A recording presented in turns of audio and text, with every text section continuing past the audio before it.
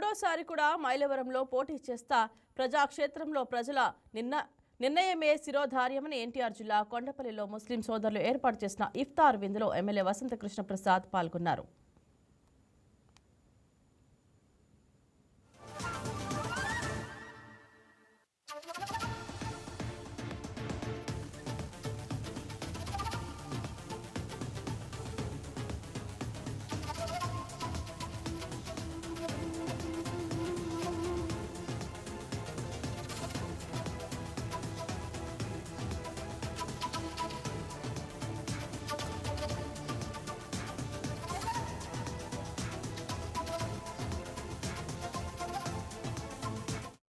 Please subscribe to YK TV Network. Please subscribe to YK TV. Please watch YK News. Don't forget to subscribe YK News channel.